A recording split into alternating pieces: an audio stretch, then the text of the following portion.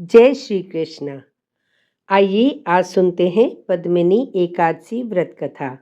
कार्तवीर्य द्वारा रावण को बंदी बनाने की कथा भी इसे हम कहते हैं। एकादशियों का श्रवण करते हुए अर्जुन ने भगवान श्री कृष्ण से कहा, हे प्रभु, अब आप लोंद अर्थात अधिक मास के शुक्ल पक्ष की एकादशी के संबंध में बताएं। इस एकादशी का नाम क्या है तथा इसके व्रत का क्या विधान है? इसमें किस देवता का पूजन किया जाता है और इसके व्रत से किस फल की प्राप्ति होती है? कृपा कर विस्तार पूर्वक वर्णन करें। भगवान श्री कृष्ण ने कहा, हे अर्जुन, अधिक मास या लोंद की एकादशी अत्यधिक पुण्य प्रदान करने वाली है। इसका नाम पद्मिनी है। इस एकादशी के व्रत से मनुष्य विष्णु लोक को जाता है। इस एकादशी के व्रत का विधान मैंने सर्वप्रथम देवर्षि नारद से कहा था। यह विधान अनेक पापों को नष्ट करने वाला तथा मुक्ति एवं भक्ति प्रदान करने वाला है।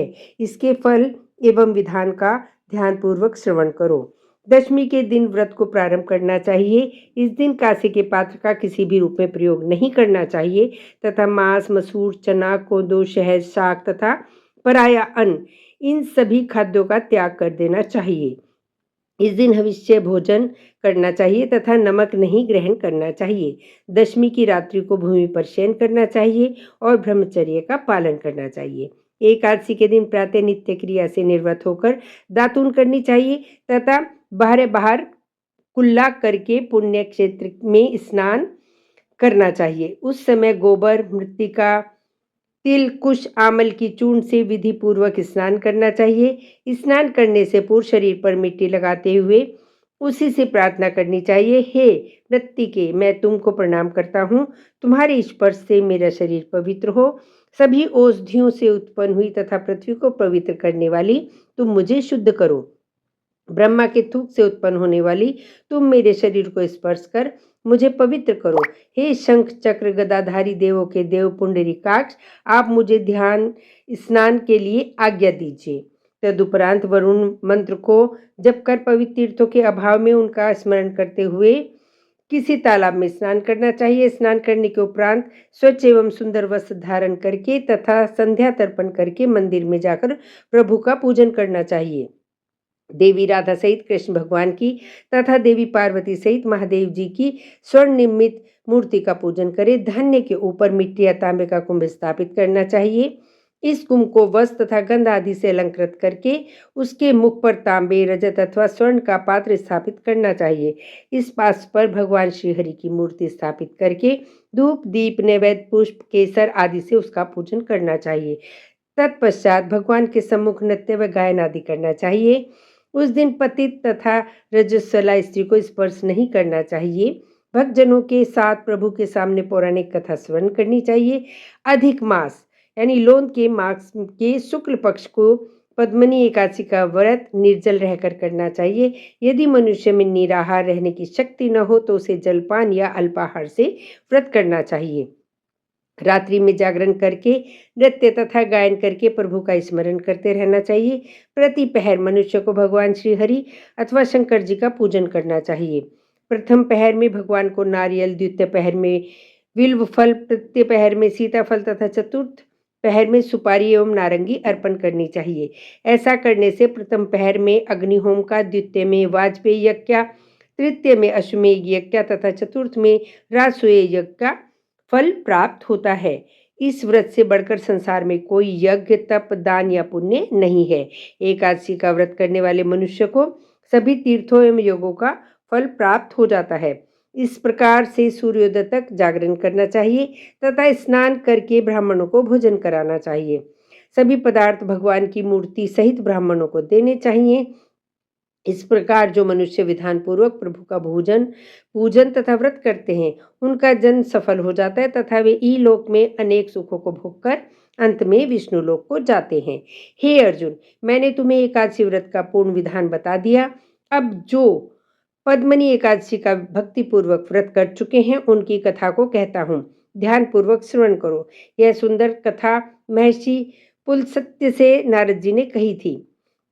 एक समय कार्तवीर्य ने रावण को अपने बंदी गृह में बंदी बना लिया। उसे महर्षि पुलस्त्य ने कार्तवीर्य से विनय करके छुड़ाया। इस घटना को सुनकर नारद जी ने महर्षि पुलस्त्य से पूछा, हे महर्षि, इस मायावी रावण को, जिसने सभी देवताओं को देवराज इंद्र को जीत लिया है, कार्तवीर्य ने उसे किस प्रकार जीता? कृपा करके मुझे विस्तार पूर्वक बताएं। महर्षि पुलस्त्य ने कहा, हे नारद, आप अपने कार्तवीर्य की उत्पत्ति की कथा श्रवण करो। त्रेता युग में महिष्मती नामक नगरी में कार्तवीर्य नाम का एक राजा राज्य करता था।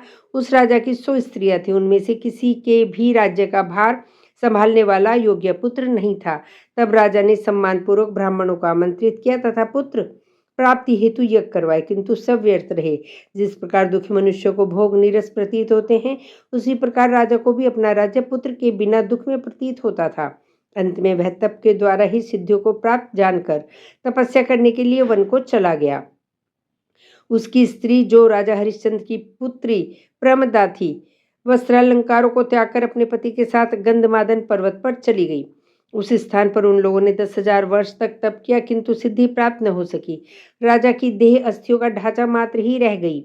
यह देख प्रमदा ने श्रद्धापूर्वक महासती अनुसुईया से प्रश्न किया, मेरे स्वामी को तप करते हुए 10,000 वर्ष व्यतीत हो गए, किंतु अभी तक प्रभु स्मरण प्रसन्न नहीं हुए, जिससे मुझे पुत्र प्राप्त हो। इसका क्या कारण है? प्रमदा का प्रश्न सुनकर देवी अनुसुईया ने कहा, अधिक मास यानी लौंद का मास, जो कि 36 माह के उपरांत आता है, उसमें 2 एकादशी होती हैं। इसमें शुक्ल पक्ष की एकादशी का नाम पद्मिनी तथा कृष्ण पक्ष की एकादशी का नाम परम है। इनके जागरण एवं व्रत करने से ईश्वर तुम्हें अवश्य ही पुत्र प्रदान करेंगे। तत्पश्चात देवी अनुसुईया ने व्रत का विधान बताया। रानी प्रमदा ने देवी अनुसुईया द्वारा वर्णित विधि के अनुसार एकादशी का व्रत एवं रात्रि में जागरण किया। इससे भगवान विष्णु उस पर बहुत प्रसन्न हुए तथा वरदान मांगने को कहा। रानी प्रमदा ने कहा, प्रभु, आप यह वरदान मेरे पति को दीजिए। रानी प्रमदा का वचन सुन भगवान विष्णु ने कहा, हे रानी प्रमदा, मलमास मुझे अत्यंत प्रिय है, उसमें भी एकादशी तिथि मुझे सर्वाधिक प्रिय है। इस एकादशी का व्रत तथा रात्रि जागरण तुमने विधान पूर्वक किया, इसलिए मैं तुम पर अति प्रसन्न हूँ। इतना कहकर भगवान विष्णु ने राजा से कहा, हे राजन, तुम अपना इच्छित वर मांगो, क्योंकि तुम्हारी स्त्री ने मुझे प्रसन्न किया है।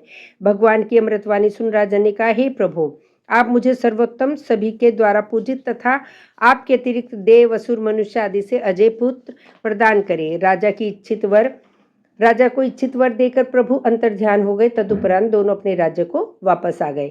समय आने पर इन्हीं के पुत्र के रूप में कार्तवीर्य उत्पन्न हुए थे। यह भगवान श्रीहरि के अतिरिक्त सभी से अजय थे। कार्तवीर्य ने रावण पर विजय प्राप्त कर ली थी। यह सब पद्मिनी एकादशी के व्रत का प्रभाव था। इतना वृतांत सुनाने के उपरांत महर्षि पुलस्त्य वहां से प्रस्थान कर गए। श्री कृष्ण ने कहा, हे कुंती पुत्र अर्जुन, यह मैंने अधिक मास के शुक्ल पक्ष की एकादशी का व्रत वर्णित किया है। जो मनुष्य इस व्रत को करता है, वह विष्णु लोक को जाता है। सूत जी ने कहा, हे ऋषि श्रेष्ठ, जो आपने जानना चाहता सो मैंने कह दिया। अब आप क्या जानना चाहते हो? जो मनुष्य इस व्रत कथा को करेंगे, वे स्वर्लोक के अधिकारी हो जाएंगे। अतः इस कथा का सार यही है, ईश्वर सर्वत्र है।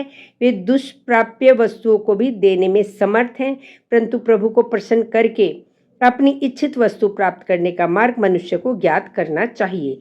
पद्मिनी एकादशी प्रभु की प्रिय तिथि है। जब तप से भी अधिक प्रभावशाली इस व्रत के द्वारा मनुष्य दुष्प्राप्य वस्तुओं को भी प्राप्त कर लेता है। जय श्री कृष्ण।